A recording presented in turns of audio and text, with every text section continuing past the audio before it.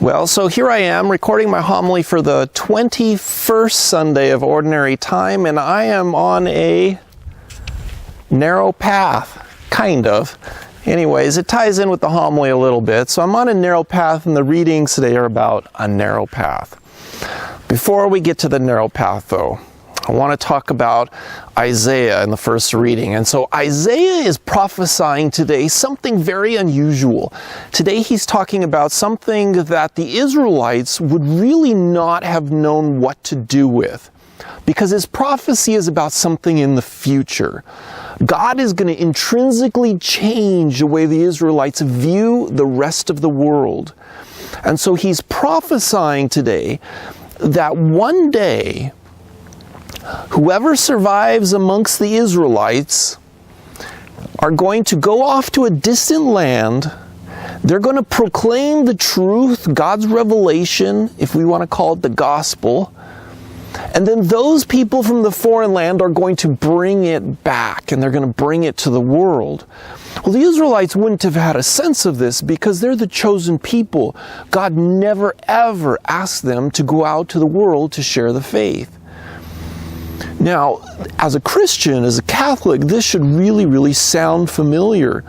Who was the one who really began doing this? It was Jesus, right?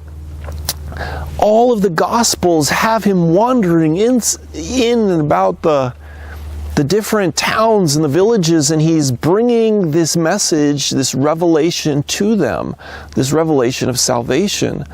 And so Jesus Christ is the one who fulfills this prophecy that we must go out and share it. We must. This is part of the gospel. This is the gospel. We can't hold it in for ourselves. And so in many ways as Catholics, we've kind of become kind of like the Israelites were, where we feel like, well, I don't really need to share it with anybody as long as I worry about, me getting down that path, that narrow path. That's all I have to worry about. It's like, no, not at all. We totally miss the boat. We totally miss the path. If we don't realize, we must share it with others. So when I was on my sabbatical, I took about a week, and I spent the week with my brother, and in the course of that time, he wanted to go see all these castles in Germany and Austria. And so we were going around seeing these different castles. But at one point, we went to these ruins, these castle ruins, and they're up on this mountain. And we had to follow this dirt path all the way up, a bunch of switchbacks going up the path. And naturally, it was a very narrow path. And then you get to the top, and then there's some ruins there of a castle. But then on the opposite mountain, across a deep canyon, a deep ravine, there's some more ruins. And so what they did was they built a suspension bridge connecting the two. And this is not like the Golden Gate Bridge, right? This is not the Tacoma Narrows Bridge. This is a bridge just to walk on, no cars or anything. In fact, here I would be holding both railings, right? Now, this suspension bridge is hundreds of feet up. Now, me and my brother, now his son was also there. So me and my brother, we're getting ready to cross the bridge, and I'm looking at it and I'm like, okay, I've never done something this high on just a suspension bridge. But there's a lot of people, so I figure it's got to be pretty safe. So my brother just marches out there. I mean, no fear at all. I mean, he's got a smile on his face from ear to ear. He's just loving it. And he goes out there, and I can see the bridge is like moving. It's not just perfectly still.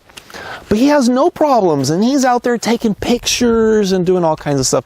So I figured, okay, no big deal. So I start walking out there, and it's just like the bridge is moving. The bridge is not supposed to be moving. And so I immediately grab onto both railings, both cables. They were cables, not really railings. And I just lock up. I freeze. I'm just overcome with fear. And my brain is processing it and saying, there's no reason to be afraid. And I am terrified, right? Now, as I begin to inch my way across, and I'm trying to act like, I'm a guy, I'm trying to act like I'm not scared, and it just makes it worse. So I'm slowly trying to make my way across, and then naturally, of course, there's people who want to come back this way, which means I have to let go of one side. And I really don't want to let go of either side. But I eventually let go, and I cling to this side, and I wait for him to pass, and then I start my slow trek across. Now, as I'm doing that, there's little kids running up and down like no big deal. And the bridge, of course, as they're running is kind of doing this. It's like, oh, this is just crazy. I was terrified. Now, in the midst of that, so my brother had no fear. And he was free because of that to enjoy it. He was free to see the beauty that was around him. He was also free to help people who were petrified, like me. Of course, he didn't do that, but he was free to do it. Now, there's an analogy here of the narrow path. Why is Jesus talking about a narrow path? Today, I'm going to call this a heresy. You may disagree with me on this, and that's okay. I'm going to call it a heresy. Because today as Christians and as Catholics, we never, ever talk about the path to heaven as a narrow path. It is a freeway to heaven, right? Every single funeral I've ever done, the family has believed and stated quite openly that their loved one was going to heaven. And I'm not going to disagree. So the heresy is not that everybody goes to heaven. God predestined us for heaven. He made us for heaven. The heresy is that we think we can get there without doing anything, without actually walking down the path, without actually caring about anything with regards to God or my neighbor in a very intentional and powerful way. And so we think, I don't have to do anything and I'm going to go to heaven. That's a heresy. And that's a very dangerous one. I have to admit, I've done many, many funerals in my time as a priest, and it's always been an honor.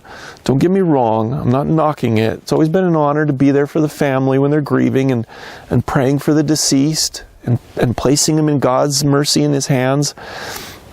I've never ever had somebody get up and give a eulogy like this. Uncle Fred, he was a good guy. Didn't really go to church.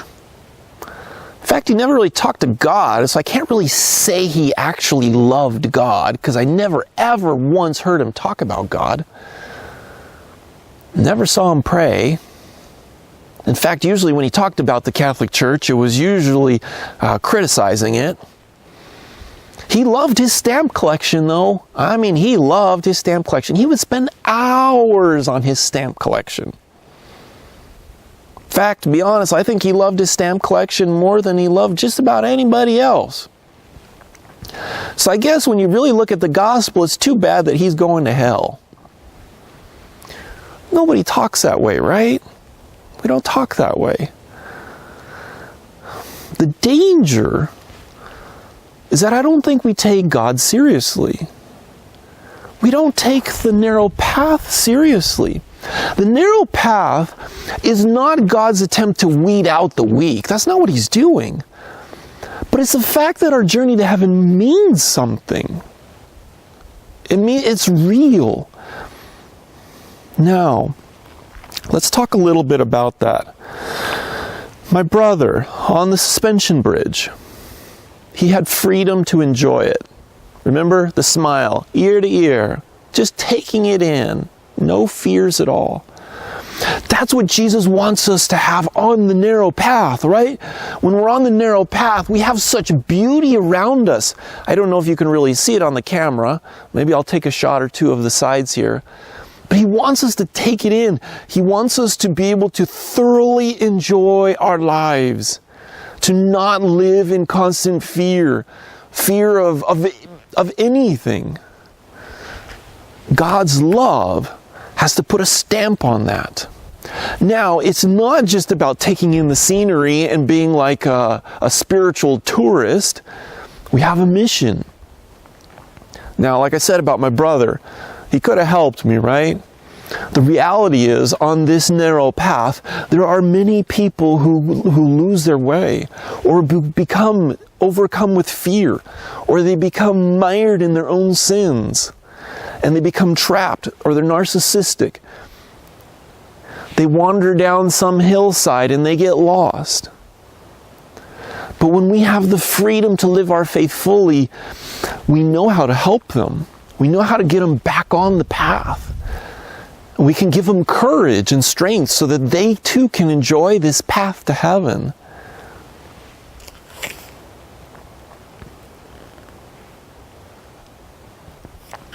You know, in the Catholic Church, it's fairly sad right now because 80% of our brothers and sisters don't even consider it worthy to wake up Sunday morning and join you for Mass, right? I mean, they're disengaged. They're thoroughly disengaged. And so if 100% of people go to heaven, and just as an example, 80% of us don't even bother to wake up on a Sunday morning to go to church, there's just something not adding up. The mathematics does not work. To be a disciple means to develop in one's heart some discipline to be on mission, to be using every aspect of your life in some manner to walk down the path, but also to help others on the path. And so I want to talk a little bit about discipline and accountability, that we develop discipline within our hearts to become good. And then we hold each other accountable in a loving way because we love each other, not because we're looking down on each other. Think about it. If you're going to the doctor, do you want to go to a doctor who doesn't study at all, who doesn't keep up with the latest technology, who doesn't keep up with the latest forms of treatment and medication? Or are you going to go to a doctor who really, really takes their work seriously and who's constantly up on the latest and who's always honing their skills? Which doctor are you going to go to?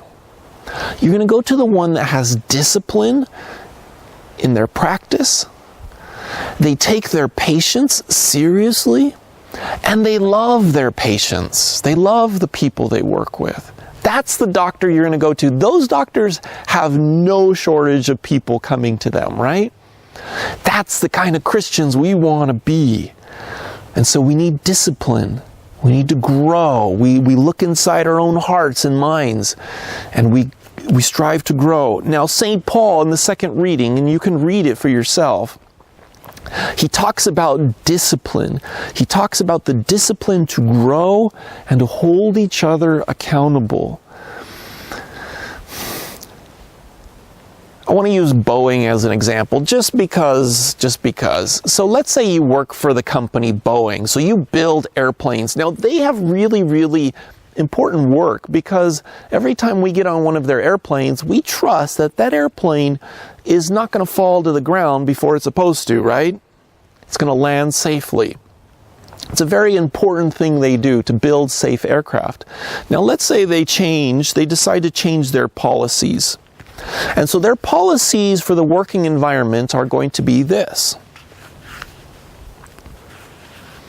We are no longer going to have any rules or regulations or expectations of our employees. We will still pay you the same amount, but you can do whatever you want. Don't want to show up for work? No big deal. If you want to do whatever you want, if you don't like our design for what you're working on, change it, right?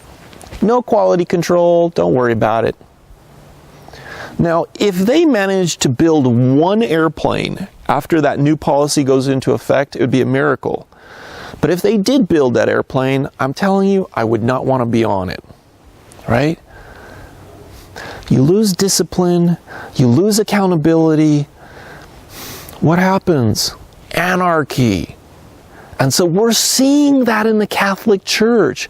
That's what we have become. There is a certain level of anarchy in the church. Now, in Boeing, what kind of employees are going to like that new policy? The ones who don't care, right? The ones who just want a paycheck. They think they can have heaven for free. Why bother walking down that tough, narrow path? I can have heaven for free. That's not how it works. Now, kids are getting ready to go back to school. Let's say they go into their new classroom and they have their new teacher and they got all their new little pencils and crayons and everything. And the teacher says, don't worry about the homework. You don't have to do it. I'll give you straight A's and you don't have to do anything. How much are the kids going to learn? Nothing, right? Parents, you would never, ever send your kids to a school that had no expectations of your kids, right? So why, as we as a people of faith, why have we allowed our church to fall into that trap? We know it's not right. Now maybe we think, well, that's, we're being loving, we're being caring, That's really not loving or caring, no more than a child not learning anything in school, or Boeing having no expectations of its employees. It doesn't work. As a Christian, as a Catholic, the loving path, it is a narrow one, but it's not an ugly one, and it's not meant to be hellish. It's meant to be beautiful. It's meant to take you to a place that's even more beautiful. There's a purpose behind it. The path is something that God made for you and for me. He made us for that narrow path. And part of our job, I would say our job, is to help people along that path, because we can choose to leave it. We can choose other things. And so we strive in the midst of that to grow as a Catholic, to become strong so that we can help others down this path. All right, God bless.